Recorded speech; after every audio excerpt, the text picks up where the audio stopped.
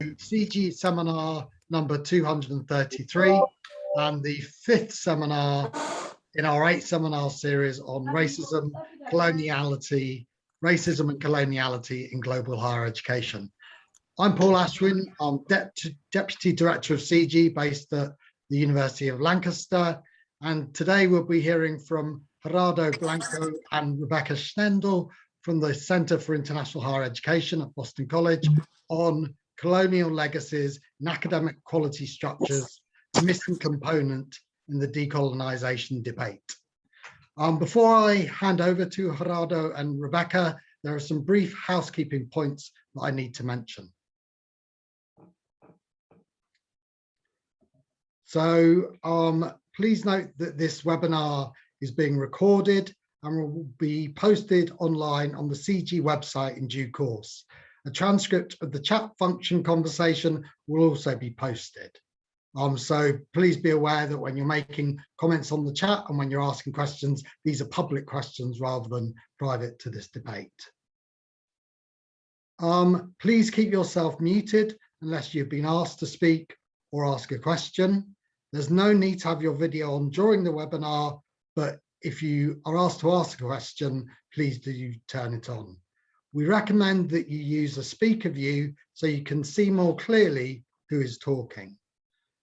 If you want to ask a question, then please put the question in the chat function, write it out in full, and then after the presentation, I will ask people to ask their questions. If you're invited to ask your question, then please unmute yourself, switch on your video and state your name and where you're from. I shall now pass over to Gerardo and Rebecca for what I'm sure will be a really engaging seminar. Thank you so much, Paul. Let me just bring up our slides here. And thank you to all of you for being here with us this morning, afternoon, evening, wherever you may be.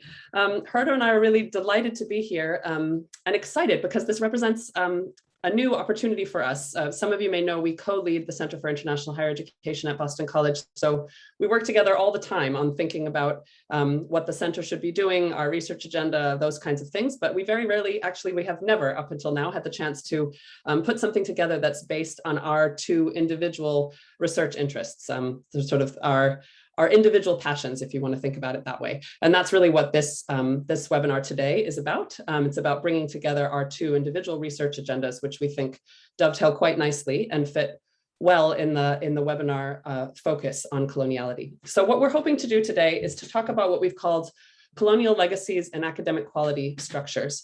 And I think it's important from the outset to say that what we're hoping to talk about is a little bit what David Mills referred to in the first seminar in this series, which is thinking about how actual legacies of colonialism intersect with newer forms, neocolonial forms of dominance in global higher education. And we think that quality structures are a really excellent example of how that happens.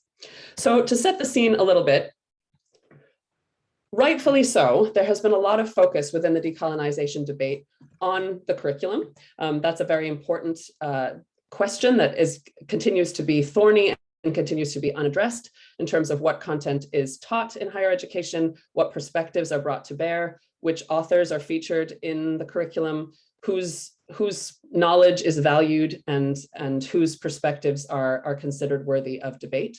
That's incredibly important and something that we also 100% support. There's also been, again, rightfully so, a lot of focus on the individual people within higher education, who is gaining access to higher education as students, who is gaining access to higher education as faculty, whose voices are allowed to be part of the academy. These are also crucial and important debates. And somewhat, less so, I would argue, but somewhat there has been attention on pedagogy in terms of how we teach and where those teaching approaches come from. However, what we would like to argue today is that there is another part of higher education, another part of quality, of how we think about quality in higher education that's often referred to as much more technical and where the political and power implications are less discussed. And our argument is that these quality structures are also colonial and neocolonial in their form, and therefore should also be part of the decolonization debate. I think it's important to say from the outset that clearly coloniality is understood and experienced very differently in different parts of the world. And what we are talking about in this session is research that we have done in what you might want to call the global South, for lack of a better term, the majority world, perhaps. And of course, what that means is we're talking about a lot of formerly colonized contexts. Not entirely so. Certainly some of the work that we have done are not in formerly colonized contexts, but much of the world where we see the features that we're going to talk about today did have a colonial legacy, and that's important to address because that's part of that intersection that we're trying to highlight. But that's not to say that these are issues that only affect the majority world, that only affect formerly colonized contexts. We would argue that the coloniality of quality structures also affect the rest of the world, depending on how we think about them. So the plan for the session today is I'm going to turn it over next to Gerardo, who's going to give us a sense of what we're talking about when we refer to quality, and also start us off with two of our three areas. So what we want to focus on today are three main areas of quality: rankings, which we would argue are how we signal institutional quality; accreditation, which is how we might certify institutional quality; and then assessment, which is how we might measure student quality, for lack of a better word. So without further ado, I will turn it over to Gerardo for the next portion of the session. Thank you very much, Rebecca, and thank you very much to Paul for chairing this session, and of course to CG for this invitation. I really think one of the important elements for all of us to keep in mind is not only how we define quality, which is a really important and a very good place to start, but I also think it's important that we think about where these definitions of quality come from, and also who gets to influence these definitions. Here, I just want to refer to a very widely utilized in the world of quality assurance in higher education definition of quality, and rather it is a survey of frequently utilized definitions of quality. And many of us may already be familiar with this framework of how often quality is defined as meeting or exceeding standards, as zero errors, or this notion of perfection in quality, but also how the consensus, given that this is such a difficult concept to define, is just sort of this notion of fitness for purpose, but also we should here add fitness of purpose. And I think this is where the conversation about coloniality in higher education is really, really important, because very often, rather, we need to keep in mind that across the majority world, across the global South, the university is a colonial institution that wasn't organized or set up for wide access, but rather for the education of elites in order to maintain the colonial regime, right? So if that is the purpose, we could have a system that is very fit for that, but then maybe the fitness of that purpose then is not guaranteed, especially as we talk about decolonizing the university, and as we also reckon with the legacy of inequity, ongoing imperialism, and ongoing racism as well.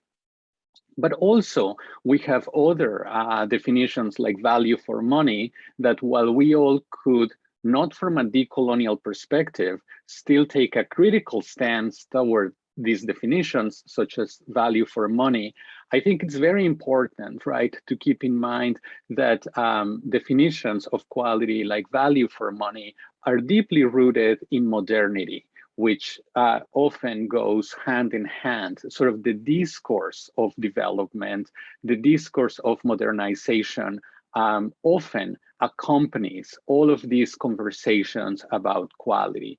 And I think today we're really trying to look at many of these structures that are taken for granted, precisely because they make so difficult to identify these racist and colonial legacies, right? Of course, the overt and explicit racism in other spaces of the university is important and it requires analysis. What we are arguing is that we need to look at these practices of quality assurance, of accreditation, rankings, and so on, precisely because they are so central to the common sense of higher education, right? And I think in some ways it is a fairly complex intellectual exercise to do this, because it may feel at times that we are against quality practices. This is a very difficult position to be in. However, what we are trying to say rather is that it's very important that we analyze where our assumptions come from. And I think in this sense, it's worth mentioning, of course, that we are not at the moment sort of nitpicking in the differences between imperialism and colonialism. And we will have a very broad sort of understanding of the terms. When we talk about imperialism, we mostly are focusing on economic aspects of domination, whereas when we talk about colonialism and neocolonialism, we are mostly focusing on issues of culture and representation. It's very important to mention that neither one of these concepts in the past or the present requires physical or territorial takeover any longer, right? What we are trying to talk about is how all of these concepts operate within the university and within the assumptions that we make precisely about quality, but as we will see in a moment, in how these practices are diffused across national boundaries. And I really think that rankings are a very, very good example of this. If we could go to the next slide. In this sense, it's very important to think not only, and we have in the field of higher education, we have been paying attention for a while to the use of rankings, especially global rankings, and how they tend to reinforce existing hierarchies and significant differences. Here, we wanted to share a slightly different perspective. In other words, not how rankings, global rankings in particular, reinforce notions and existing differences across systems and their colonial legacy, but rather how the notion of rankings, the logic behind them, gets appropriated and introduced, sort of reinscribed into higher education systems, primarily in majority world contexts. And here I wanted to sort of compare both the example in India and in Pakistan. So India has their latest ranking. I think this is quite notable, right? Because the notion is not only the aspiration of these countries and these higher education systems to compete in these global ranking exercises, but rather to bring that practice into the local context, into the national context. And also what's different about these examples is that global university rankings, for the most part, are not sanctioned by what would be the equivalent of governments, which could be perhaps multinational organizations and so on, right? They often are independent exercises, even if they are international in nature. But what we see in the example, right, of India is that the Ministry of Education is fomenting, is sponsoring the exercise. And likewise, in Pakistan, the Higher Education Commission is in charge of this exercise. I think the example in Pakistan is important to me, to my work, because I had the opportunity to advise with other colleagues from around the world on this exercise.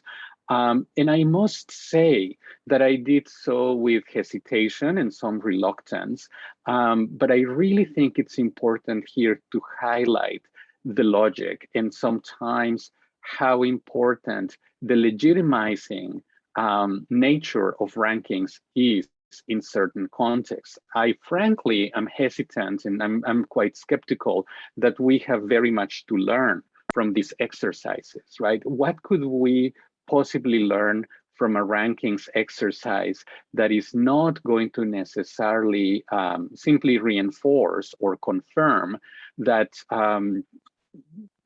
that the characteristics that get rewarded in universities are precisely those that kind of reflect existing inequities and privileges. A similar set of experiences I've been able to encounter in Bangladesh, where the legacy of coloniality is so evident and so palpable in sort of the assumptions that are made to the university, the kind of standards, sometimes the standards for recognition of higher education institutions really have little to do with the local context, and they are more connected with assumptions about Western universities. In other words, how Western is this institution, how similar it is to this Western or global North standard. But I was also recently quite taken by research conducted by our colleague Vicheth Sen, who looked at these colonial discourses in the Cambodian context, which I also think it's very interesting because we are able to see sort of British coloniality in South Asia. I am quite familiar, and I will utilize some examples coming from Mexico, where we saw across Latin America, mostly coloniality from Spain and Portugal primarily. But I also think this is an interesting example because across many countries in Southeast Asia, we are finding, right, the legacy of French colonialism. And I think here it's very important how the ranking exercise taking place in Cambodia that follows, right, this discourse of improvement. There is this assumption that if there is a ranking exercise, then quality will improve, but it's operating not at the institutional level, but at the individual level, right? So to the point that individual lecturers and professors are being ranked within their fields. I can only imagine, right, the sort of the impact that this has on the work that academics are conducting. And I think what some of these examples illustrate, I think particularly the example in Cambodia, what they have in common is that while the logic of rankings has been promoted and advanced and has been accelerated across the global north or the minority world context, what happens is that that logic is often incorporated into majority world settings, but then it's taken several steps forward in ways that are even more oppressive, more burdensome on the work that is conducted in higher education institutions.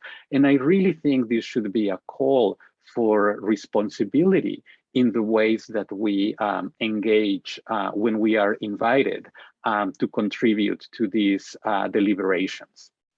And then as another example to talk about accreditation, here I wanted to share, and this is a phenomenon that I have studied primarily in Mexico, but I'm familiar with higher education quality assurance systems across Latin America.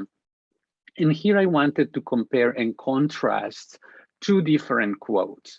The first one comes from research that I conducted in trying to understand the approach that US accreditation agencies have when engaging with institutions outside of the United States.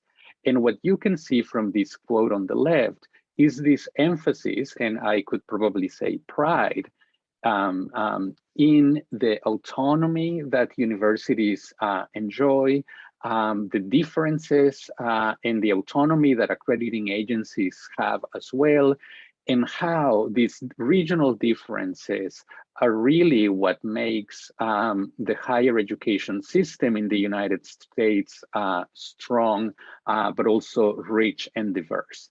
What we find on the left side is a quote that our colleague Beverly Barrett, Frank Fernandez, and others did, looking at the motivations for higher education institutions in Mexico for pursuing U.S. accreditation, right? And what we find in a quote from one of their research participants is this notion that one of the institutions that sought this accreditation was indeed founded as a U.S. Not only style institution, but a higher education institution for American expats living in Mexico, right? And I think sort of this is a very important sort of example as well, because here we are using a colonial framework for understanding these relations, while the United States hasn't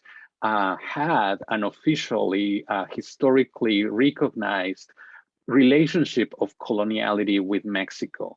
And yet there are relations deeply rooted of neo-imperialism, right? Like past and contemporary. So here, when we talk about coloniality, we are not only talking about sort of existing historical colonial legacies, but also this is an ongoing process of hegemonic relationships, primarily where North American, European, and other institutions are really establishing the definitions and the practices for quality. And this all is so deeply taken for granted that we could at times miss the impact that they're having in the everyday experiences and life of academics, primarily in majority world settings.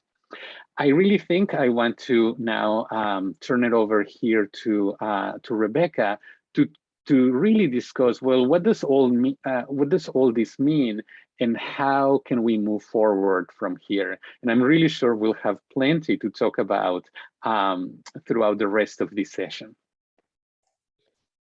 Thank you, Gerardo. So first, we'll just cover our last section of quality and the last sort of structure of quality that we wanted to spend a little time talking about. And that's what's maybe not so much thought of as a quality structure. I think accreditation very clearly is often referred to when we think about quality structures, quality assurance bodies as well, which also, although we're not specifically highlighting them today, they also very much take neocolonial forms. If you look at quality assurance manuals and agencies across the world, they tend to follow very similar structures and definitions of what a quality system or institution of higher education should look like. But we also wanted to bring up another quality structure, which is one that happens within classrooms across institutions everywhere in the world, and that is how we assess students. And I think what I really wanted to focus on this is what we think of as a valid measure of a student's ability, a student's quality, if you want to use that word. In much of the majority world, that there is still a colonial legacy that defines what is a valid measure of student quality. And you can see that in the preponderance of examinations in much of sub-Saharan Africa, which is the region that I know the best, but you can also see it in South Asia and Southeast Asia and Latin America. Examinations still hold a very strong sort of focus as the most valid way that you can see, the fairest way that you can see whether a student has actually learned the content that they were supposed to learn in an institution. What I think, so there's that actual colonial legacy, because of course, if you think about models of higher education, the British model of higher education, the French model of higher education, we're very examination focused. So this is something that's been happening for centuries in European higher education, and that legacy did translate through the process of colonialism. At the same time, there are also neocolonial influences on assessment that I think are worth thinking about. If you go into institutions, higher education institutions in much of Africa, you will have conversations about how you determine quality that look very similar to determinations of quality in the UK, for example. There will be conversations about how the only way you can assure quality is through external examination or through the creation of exam boards, through double marking procedures.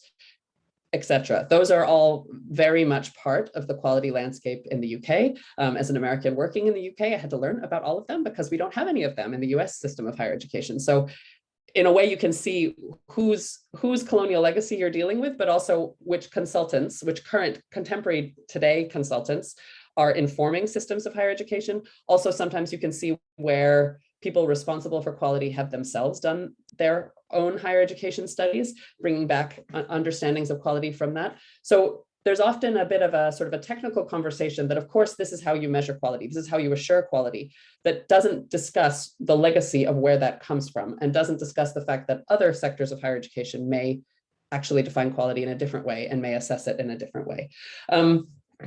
What I think is fascinating about this is certainly when you think about the quality, the colonial legacy of examination in particular, is what happens when the metropole, if you want to call it that, moves on. So we have legacies of examination as the #1 marker of quality.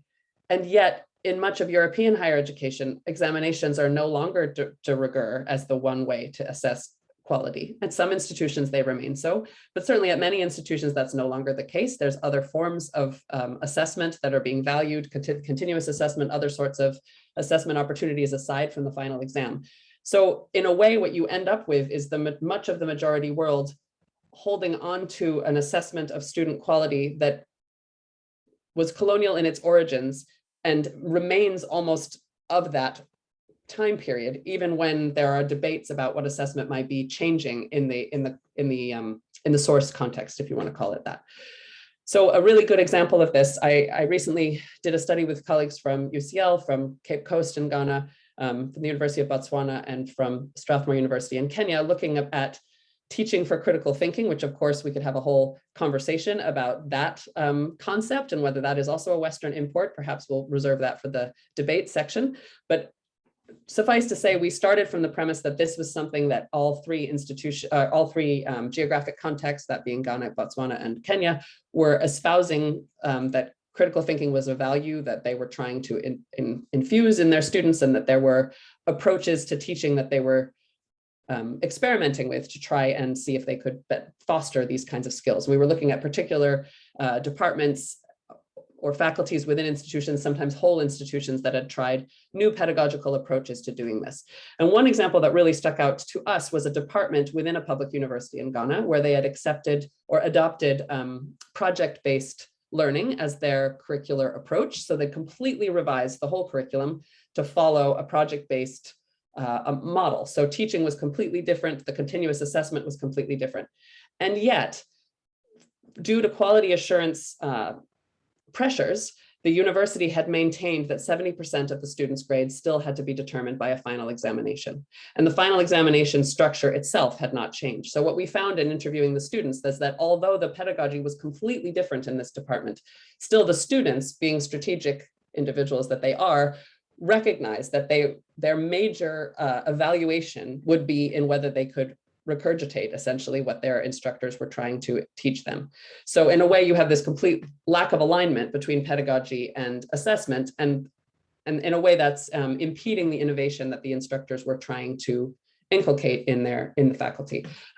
Because actually, when we were looking at gains in critical thinking in that department, we did not see the gains we expected to see. And our argument as a research team was that this was largely because the examination pressure was squashing and the sort of pedagogical innovation. And that was a pressure that was coming from assumptions, colonial, neocolonial assumptions of what quality is in assessment.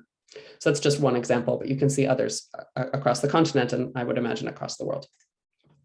So the question is what we do with all of this. I think Gerardo and I both feel a bit more comfortable concluding what this means than we are comfortable in saying what we should do next. So let's start with what we feel comfortable with. I think it's quite clear that quality structures around the world are colonial and neocolonial in their nature. It's hard to argue anything different. It's also quite clear that the political aspects of that, the power aspects of that, are often not talked about. Quality assurance is often talked about in this very technical, detached format, as if it's just the truth, it's just fact that this is how you assess quality in higher education, without much of a discussion about where those definitions come from, where those regulatory assumptions come from, where those metrics and benchmarks come from. And our argument is that's problematic because that sort of whitewashes a lot of what is going on under the surface when it comes to thinking about quality. Another conclusion we feel pretty comfortable making is that the neocolonial and colonial aspects of this are impeding innovation and sometimes impeding student learning in parts of the world, that there are attempts within classrooms, within institutions to improve quality, ironically, and yet the quality structures that are in place are impeding that because there's only one understanding. And the other conclusion that's related to that is we do see a danger in what Chimamanda Ngozi Adichie sometimes calls the single story. So the single story of what quality can look like in higher education is problematic because it precisely for that fitness for purpose question that Gerardo raised earlier, it assumes only one purpose and it assumes only one way that you can be fit for that purpose, and that is problematic. So we feel quite confident in the concluding parts, although you may disagree with us, but we feel we're on strong ground there. Where it's shakier is the ways forward, what we do with this. Because at the end of the day, we both feel there is some value in thinking about quality improvement. We're not trying to argue, first of all, that any discussion of quality is a problem. We're not trying to argue that all institutions around the world are already of sufficient quality. We know that is not true. We know there are students, faculty members, governments, employees, people all over the world who are arguing that higher education institutions need to improve in many ways. And we are sympathetic to that, and we understand the importance of that. We also think there is value in some of this. I think it's fair to say neither of us see much value in rankings. We kind of see that rankings as the very concept of a ranking does violence to the purpose of higher education by assuming that there's only one marker against which you might hold an institution. I think we both feel pretty strongly that the very notion of rankings moves against the idea that you might think about fitness for purpose in different ways in different parts of the world, in different regions, and different kinds of institutions. That is problematic. But certainly when we think about these other two structures, the notion of there being a process by which an institution can self-reflect on its own quality and can work to improve, the notion that there might be a way that you can certify that an institution is of sufficient quality for students to attend, those are things that we believe there is value in. And certainly, you can have a whole debate about the role of assessment in student learning, but I'm convinced that assessment of itself is not a problem. It's how you think about assessing student learning that maybe needs to be unpacked a bit. So we're not trying to just sort of throw the baby out with the bathwater here. We have a doctoral student within CGHE, for example, who's looking at the self-study part of accreditation processes in West Africa and thinking about the ways in which those could be quite valuable to the institutions if they were to be freed from some of these colonial assumptions. Because I think it's important to say, I know Gerardo was mostly highlighting American accreditation overseas, but also we have a problem with local accreditation agencies mimicking the Western American model. And that's certainly what he's talking about in West Africa. So that I'm not sure that's what we're thinking. Thinking about quality in itself, we would argue is not the problem. We also recognize that there's a danger in romanticizing the indigenous or the local, the sort of the indigenous, for lack of a better word, that it's not always the case that just because something is not Western, it's better. That's also not what we're arguing. What we're saying is that there needs to be a more nuanced discussion of what we mean by quality that allows for some locally informed measures, definitions, assessments of quality. I think the question is who is responsible for taking this forward? And we would also argue here that this is everyone is implicated in this, right? So the Western consultants who are asked to go abroad, sorry, Gerardo, to advise on rankings, et cetera, we are implicated in this, and that we are being asked for our opinions, and there are ways that we can more responsibly do that, which I know that you do, but others perhaps might not.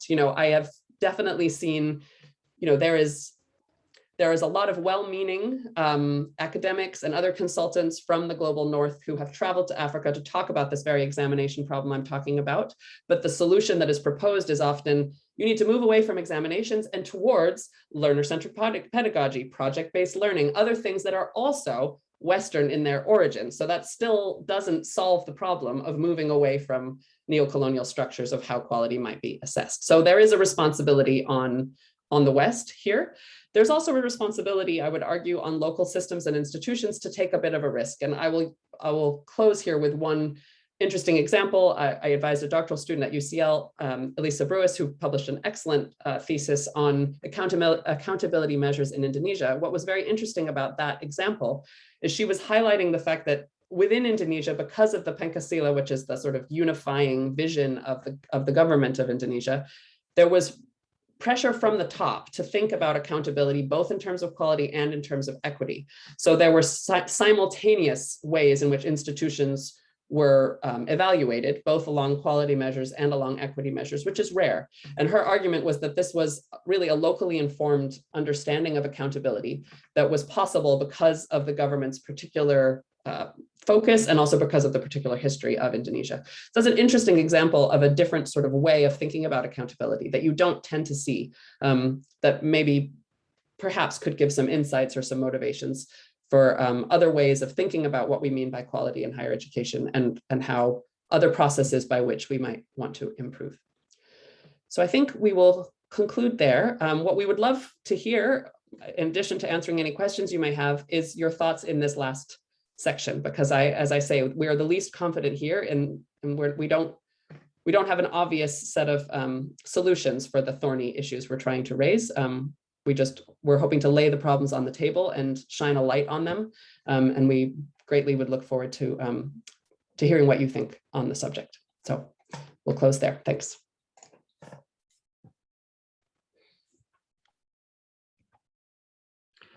Thanks, Gerardo and Rebecca, for a really engaging, thought-provoking presentation that I think really takes us to questions really about what is quality for, who is it for, what role is it playing in the system? And I think you kind of evoked the challenges around that really powerfully. So thank you for that. We've got lots of questions lining up in the chat. So we'll start to go through those. So first of all, Kunwaji Sinha, would you like to ask your question?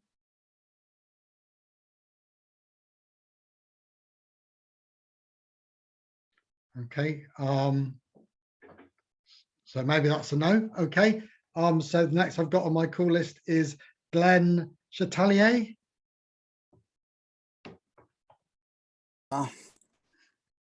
Thank you, Paul. I would yield that initiative to you, my dear friend.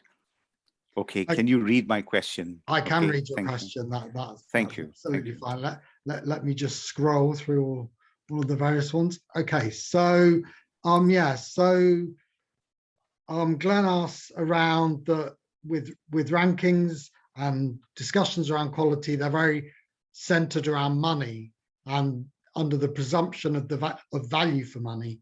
And his question is about what would be the influences of a more detached and economic value-free activities in rankings and quality assurance. So how can we separate kind of money from rankings so they're less about money than they are about than they currently are?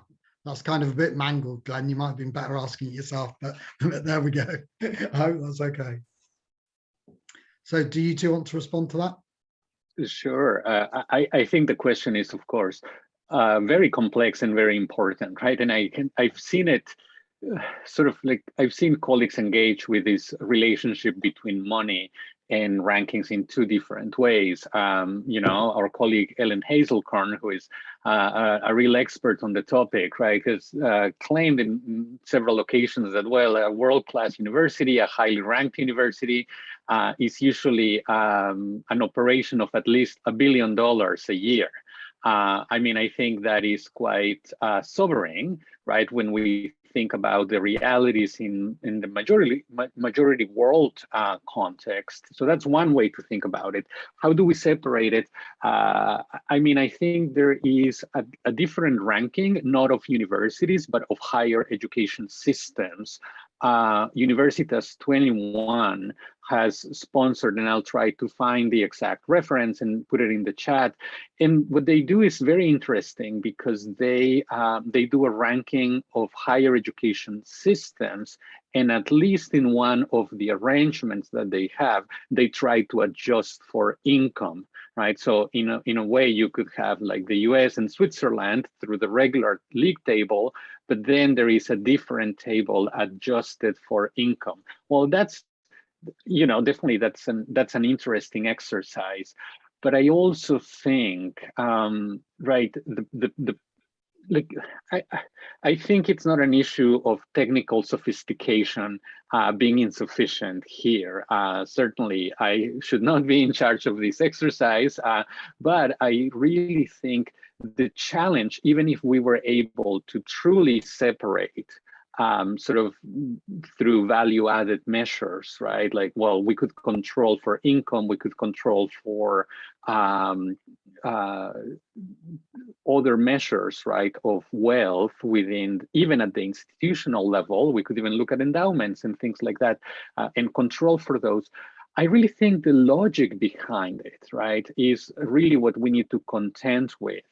Sort of this notion, especially, and here I want to kind of refer to some of the previous webinars in this series, right? We often have talked about how coloniality is about extractive approaches, right? It's about extractive and monoculture economies, and how the global south is often construed as producers only of raw materials. Like, I think that is the economic relationship we need to really look at from a rankings perspective, right? That we often conceptualize majority world context as only providers of raw materials, right? In this case, as research participants, but not of researchers, right? That we conceptualize them in higher education as sort of sources of statistics, right? But not as sources of potential measures and indicators, right, of what constitutes quality. I think that's the relationship that's much harder to be untangled, even if we had sort of the economic measures to control for wealth. And I know I'm taking the conversation in a slightly different direction, but I think that is what's often missing, right? Like, not only whether can we measure this in a fair way, but is the exercise itself fair and appropriate for the goals of advancing more inclusive higher education systems? Rebecca, I'm sorry if I don't know if you wanted to add something to that. Just one sentence, just to say, I think the question of money also brings in a motivation for institutions to continue with rankings, even though we know that they do violence on us, in the sense that institutions often will use rankings as a way to argue for more funding. And that is a very important use of them, if you want to think about the word important in that way. So institutions that might not otherwise get its government's ear to fund, if you use rankings and sort of bring in that university arms race, it can motivate funding. So I think it's important to recognize that, because I sometimes think that's a barrier for why we might move away from rankings, even when we know that they are problematic. Great, thank you for that. And now Jan MacArthur had a comment in the chat. Jan, do you want to share your thoughts? Yes, so I was really pleased when you began talking about assessment, and I immediately made a connection in my mind with Sue McKenna, who is here, her article in Wonky today about how we shouldn't let technology stop us trusting students.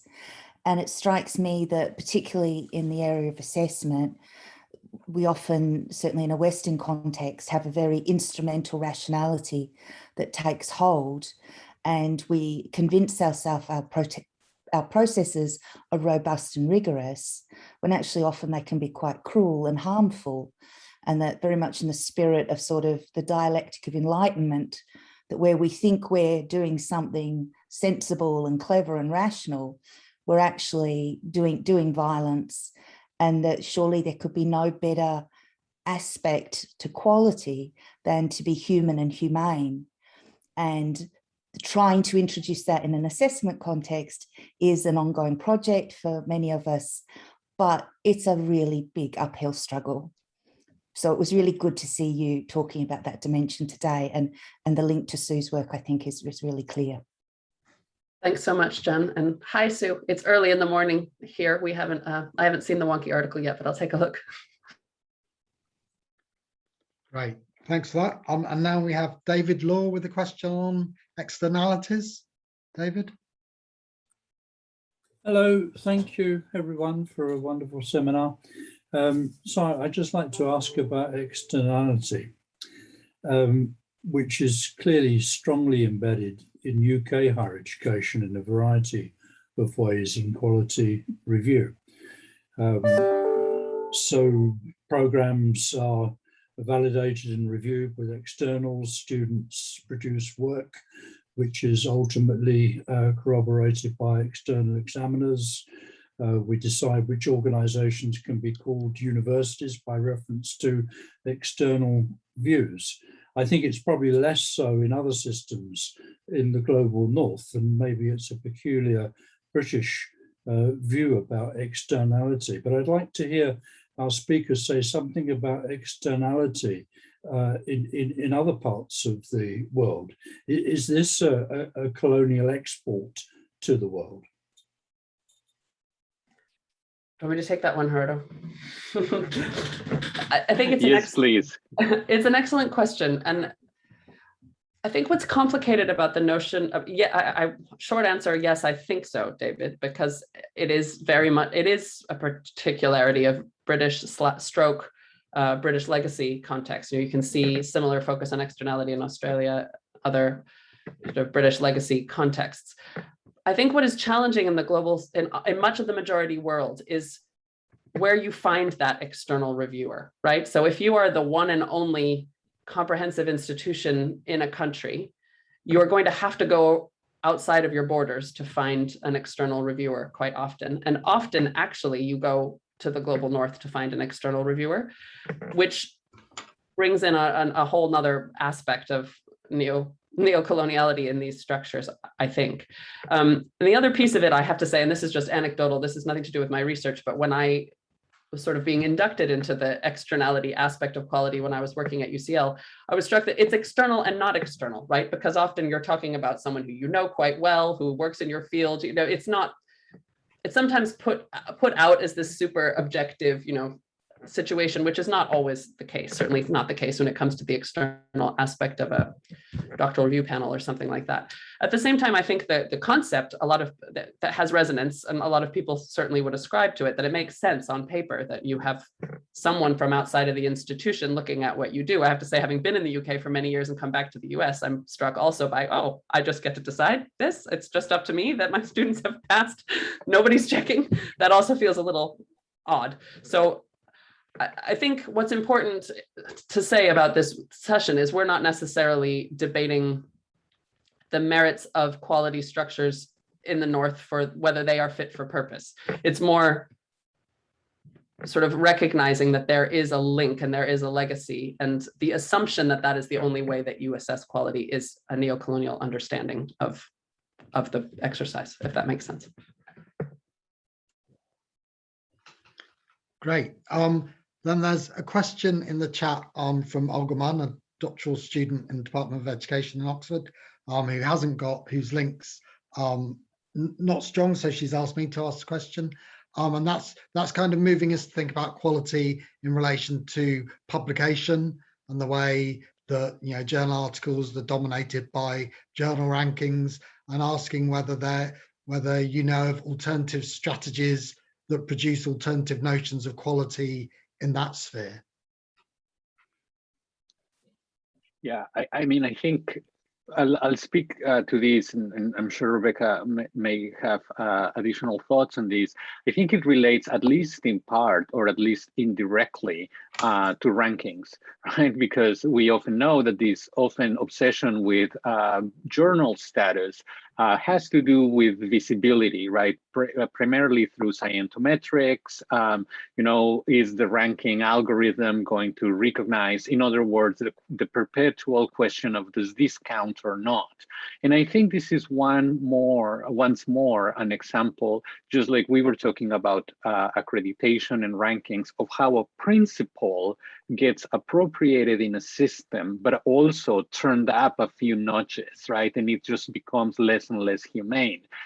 I would say, you know, our universities, certainly in the United States, are not immune to the status seeking processes around publications, right?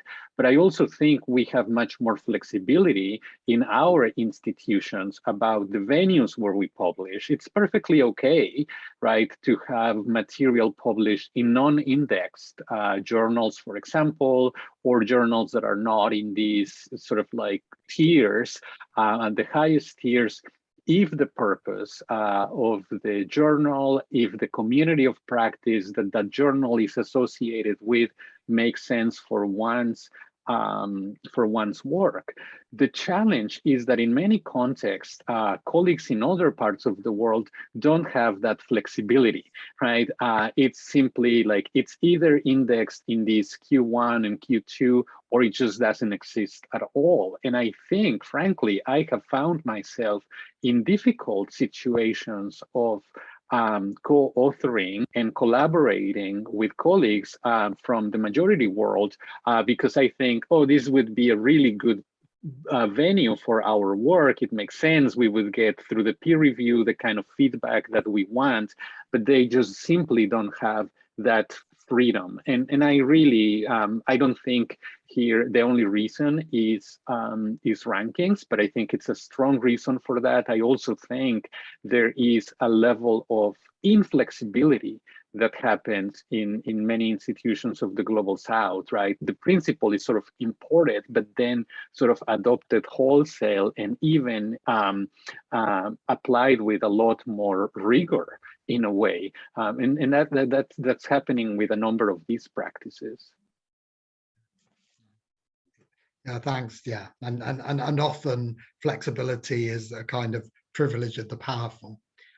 David Mills, you had a question. Great, yeah, thank you. It was a really interesting presentation. So I'm going to just quickly then, what you presented to us, I mean, I love all your thoughts about quality, is you presented this situation where you have these different approaches to quality management, and they sort of potentially contradict and conflict each other and reinforce colonialities in different ways. So I guess the question, let's say in relation to India or Pakistan, is are those state commissions undermining established models of quality, even if they are older, softer colonial models with newer, more metrics-based approaches? You know, because they're clearly in contradiction, aren't they? The rankings could, for students, certainly become a proxy for quality. Thanks. Certainly. I mean, Enrique, I'll make sure that you have an opportunity. I don't want to monopolize the Q&A, but I think I think here we have, David, thank you for that question. I think one of the things that these processes do, and I think one of the reasons why I think there is so much for us to learn from them, is that in a way, the implementation of these practices are showing not only for themselves, but for us in the minority world, higher education systems, the flaws of our systems, right? Because they show how the practices and the assumptions that we have can really be, you know, in a way they show us the limits that we are not able to see, right? It serves almost like checking our blind spots. And I think that's why I'm not completely hopeless in these conversations, because I think it's that engagement, right, that we can really benefit from. And I think it requires that epistemic humility, right, to see that these contexts are showing us, right, the limits of our assumptions and our practices in quality assurance. That's great, thank you. Okay, and then Lee Renzemir. Hey, hi, thank you, Rebecca and Gerardo, both. Fantastic presentation. Really enjoying this. So I wanted to ask you a question about sort of the way you framed neocolonial or coloniality or neocoloniality in your approach, and how we might use it analytically to distinguish it from maybe earlier concepts around isomorphism. And I'm thinking about this because I'm reflecting on research I did a decade ago now on in the Gulf, looking at international degree franchises that were completely performing legitimacy by appealing to Western iconography, Western names, dropping rankings in their brochures, whether they're accurate or not, and of course, flexing their accreditations to appeal to consumers. And so I guess what I'm trying to think through is, I mean, I would call it performing legitimacy, and then that'd be a form of isomorphism. There's something seductive to it, so there's consent, but I suppose it's also coercive, and so that's maybe on the spectrum of consent to coercion. Is that how I could understand this difference between, isomorphism versus, say, coloniality, or is there something broader to it, more geopolitical? Shall I take that one, Gerardo? Although I'm perfectly happy in our internal ranking for you to have more responses than me. Lee, I think it's a great question, and I do think, analytically speaking, these concepts, they work together. Certainly, isomorphism and neocolonialism, you could argue that the two are connected, very much so, and certainly the performativity that you're talking about is, you could argue, is performing a neocolonial understanding of quality. I think these things connect. One spectrum, as you're saying, that I have found quite useful is the spectrum of educational transfer that Phillips and Schweisfurth put forward. I'll see if I can find the link. Or the citation. I can put it in the chat. But they talk about educational transfer on a spectrum from imposed on one side, all the way to incorporated through influence on the other side. So there's, I believe it goes imposed and then required under constraint. So you might want to think about that in the context of sort of conditionality and things like that. Negotiated under constraint, borrowed purposefully, and then through influence. So it's a really useful way of thinking about how these things happen. I guess I would argue that what we're talking about here is there are things that were imposed, and that there are newer things that are now coming either borrowed purposefully or through influence, or a bit through constraint if it comes through an aid program or something like that, that are intersecting and still continuing to maintain global power structures and sort of erasing the political dimension of these technical conversations. Does that help? I'll see if I can find that citation. That's great. So we're coming towards the end of the seminar. And I think we've got 3 questions left. So what I suggest is I ask these people to ask their questions one after each other, and then we'll go to Rebecca and Gerardo and ask them to kind of sum up and finalize the seminar. So if I could ask Lauren and then Jonah and then Solomon to ask their questions. So first of all, Lauren. Yeah, right here. Thanks. So my question is about universities, particularly in the UK, they're pushed to diversify assessments more. I was wondering how these nuanced discussions of quality might play into them, how you see them taking form in a helpful way. Thanks, Lauren. Jonah? Yes, hi. I had a question regarding the use of international ranking systems in making partnership decisions, as many universities rely on these to kind of determine the qualities of partners, and wondering what that means for universities as they're trying to create equitable systems for building out who they work with. Thanks, Jonah. And Solomon. Thanks, Paul. Yeah, my question is about what is the place of language in all this? Many colonized countries, definitely many in Africa, the higher education system work in a language. The overwhelming population of the countries do not speak or write. So what is the place of language here in terms of quality and coloniality? Is there anything more colonial than doing work in higher education where the large majority of people don't even speak or write? Thanks, Solomon. So over to Gerardo and Rebecca, in whichever order they would prefer to answer those and sum us up. Rebecca, do you want to get us started, please?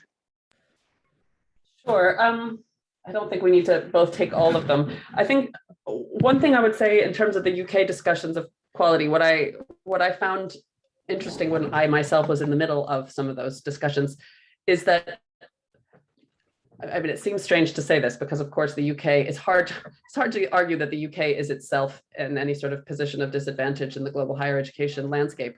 And yet often I found what happened in those conversations was referring to how quality is assessed in the US and how, you know, this sort of policy borrowing logic often does refer to then the newest kid on the block in terms of the most powerful sort of voice on the higher ed stage. That being said, I do think the conversations about how more nuanced assessments of quality were very valuable and very useful. And I think that's part of what I was referring to when I was talking about the sort of when the metropole moves on, right? There have been long conversations in the US and the UK within institutions. I personally don't know if there have been in France. I don't know if anyone here knows. It'd be great if you do know to put it up in the chat, but there have been these conversations about how to change how we assess that then are not translated to the parts of the world that are still sort of feeling pressure to assess in a way that has long been the case. That's part of the irony, I think, if you want to think about it that way. And then I'll leave partnerships to you, Gerardo, if that's okay. But just in terms of the last point about language, absolutely. I mean, we didn't talk about that today at all, but this plays into the point about journal publications. I mean, even within the elite that do speak the language, there's still huge inequalities in terms of who is published and why, and that's often related to language of instruction. So when we think about that as just a technical point in a quality exercise, it's highly problematic. Never mind the fact that, yes, in much of the world, the vast majority of people, well, a lot of people are illiterate to start with, and those who are literate are not necessarily literate in the language of instruction at higher ed level. So absolutely. But I think what we were trying to do with this session is to think about the things, you know, at that elite apex, even within the sort of research university or flagship university of a given context, that still even those that have made it to that point, if you want to call it that, have these pressures to perform in a certain way.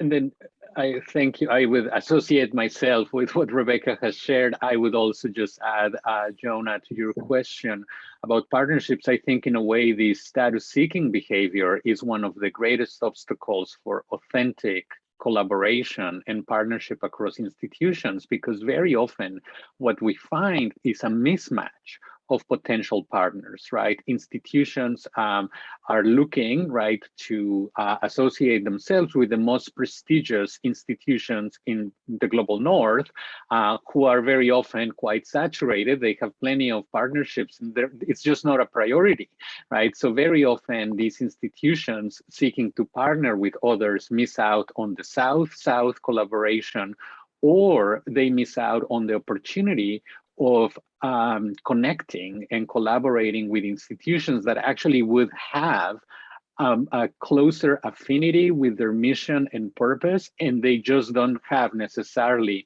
the highest status within sort of these global rankings. So in fact, it could have some very perverse effects and some really significant missed opportunities there. I think that in itself could lead to other set of conversations, perhaps about consortia, networks, and all of these other issues that would be quite relevant for all of us too.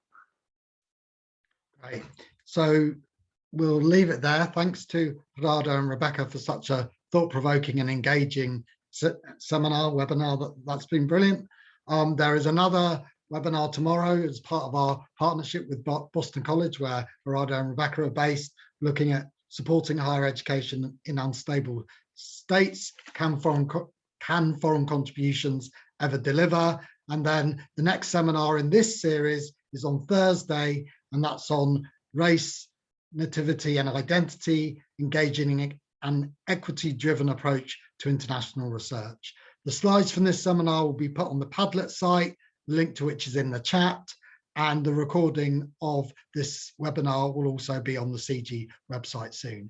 Thanks everyone for attending. Thanks for your really engaging questions, and have a lovely rest of the day. Thanks everyone.